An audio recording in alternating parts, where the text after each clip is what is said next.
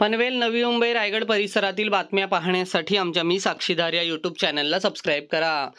भरधाव लोकलच्या धडकेत 2 मित्रांचा मृत्यू झाल्याची घटना नवी मुंबईत घडली.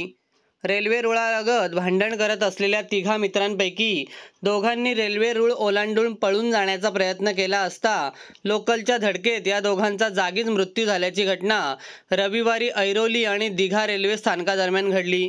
या अपघाताप्रकरणी ठाणे रेल्वे पोलिसांनी अकस्मात मृत्यूची नोंद करून पुढील तपासाला सुरुवात केली आहे.